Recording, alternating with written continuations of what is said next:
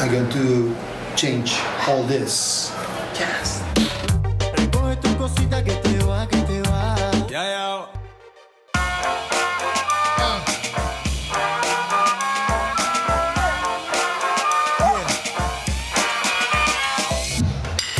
In most places of the world, there's a difference between what tourists experience and the reality of those living there. En Cuban to Cuban. Por tourists, be Cuba. Por cubano, va Cuba. But since this is Cuba, there are reasons for this unlike anywhere else on Earth. You live in hotel? No, Casas Particulares. It's Cuba. Personas muy simpáticos. Y ayuda al pueblo. First of all, tourism in Cuba is a serious business. It's so much so that the government owns at least 51% of every hotel, and the military runs a business conglomerate that operates in virtually every area of the tourist industry. Cuba has created a tourist experience. They've refurbished the main plazas, some of the main tourist streets have been redone. That's not the real Cuba. It's a part of Cuba. It's a part of Cuba that tourists see and experience when they come here. But what makes Cuba so wonderful are the people and the culture. Yeah. So even as Cuba's first 5-star hotel opened since the revolution, there's a vibrant private business dedicated to introducing visitors to the real Cuba. This is a network of thousands and thousands of bed and breakfasts throughout this island. They're called Casas Particulares. Walk down streets in Old Havana or the country town of Vinales and you'll see the symbol for them in home after home. This industry has created more entrepreneurs in this country run by the Communist Party than almost any other business. Since Airbnb came here in 2015, they have over 20,000 listings in over 70 cities and towns in Cuba, averaging about 70,000 guests per month. But the reality is that Cubans have been hosting people in their homes long before Airbnb was ever founded. These Casas Particulares were key to rescuing Cuba from one of its harshest economic collapses. But right now, all this momentum is at risk. So that's why we're here, to see how these Casas Particulares owners are actually shaping the real Cuba and what's at stake in this very moment. Since I've been coming to Cuba, I've only stayed in Casas Particulares, and I've gotten to know 2 owners who embody the Cuban way of running a business. Bueno, me llamo Patricia, yo utilizo Airbnb hace un año y me enteré a través de mi nieta. Bueno, mi nombre es Luis Ulises y lo que hago es que tengo una casa de renta. La calidad de las personas que hasta ahora han venido a mi casa es magnífica. A ver, los turistas que vienen acá a mi casa, los que vienen a Cuba, los que vienen a las casas particulares, vienen a conocer al cubano. El que viene a una casa viene a relacionarse con el cubano, a saber cómo vive, qué piensa, qué come, qué bebe, qué hace en la familia, de qué vive, cómo trabaja. A eso vienen a las casas. ¿De dónde vienen? Aquí vienen de todos los lugares del mundo.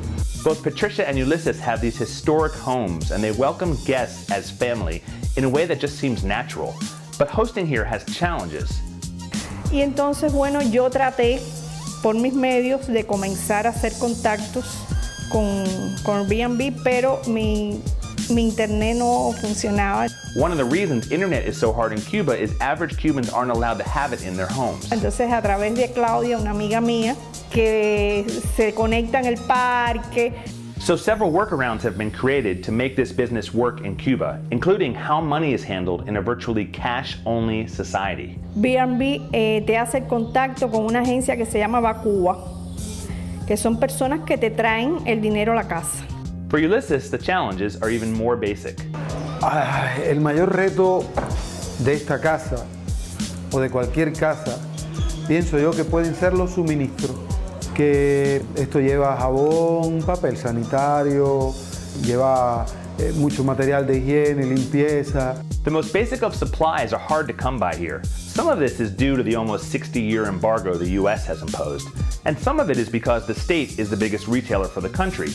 At any rate, Ulysses and Patricia don't seem bogged down by these challenges. They both have a history of making things work. The whole country does. See, in the 1980s, during the height of the Cold War, Cuba had a strategic relationship with Russia. We're talking 80% of its imports and exports were tied to Russia. This was fantastic, until the Soviet Union collapsed and Cuba's economy went crashing down with it. Suddenly, stores would empty, food and fuel became desperately scarce. Fidel Castro branded this time in Cuba the special period. And Cubans responded to this crisis by becoming more industrious than ever. Una de las soluciones para el periodo especial, para salir del periodo especial, fue precisamente el turismo. So tourism turned out to be one of the biggest and best ideas to take hold. And with that, Fidel Castro let Cubans start one of the first private businesses in the country. They could use their house, an asset most have, to host tourists and make additional income. This gave the Cuban people a strong incentive to see tourism grow. Thousands of Cubans have embraced it, and it's paying surprising dividends. Before becoming an entrepreneur, Ulysses was an engineering professor, and Patricia had been a psychologist. They both make more money hosting people than they did in their highly skilled professions. See, in Cuba, the average salary is $25 to $30 a month, and doctors make about $70 or so a month. So running a Casa Particular really makes a difference.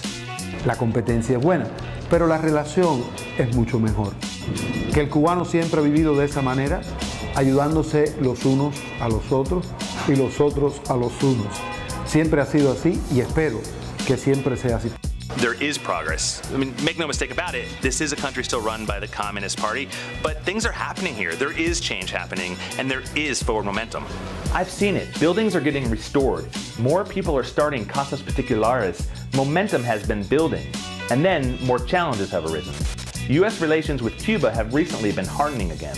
And if less Americans travel to Cuba, this will not only affect the government and its military business conglomerate, it's bound to affect the Cuban people and all those who have started gaining economic freedom with it. And if that weren't enough, Ulysses tells me that the Cuban government just did this. Salió un problema de reordenamiento y reorganización, así lo plantea. No hay licencias, no se están dando licencias nuevas en restaurantes, casas particulares, cafeterías y un montón más. Ulysses is in the process of expanding, so I asked what he plans to do. He said he'll continue with the hope that things will change once again. And that's what Cubans do. They keep moving forward no matter what comes their way. This is the plan. De la chispa del espíritu cubano. La chispa del espíritu cubano está en reírnos de todo, en vivir contentos a pesar de todo. Yo veo la vida así y por suerte la gran mayoría de los cubanos vemos así la vida. And that's what these Casa Particular entrepreneurs are selling, a connection with the people and the warmth of the Cuban culture. Very nice.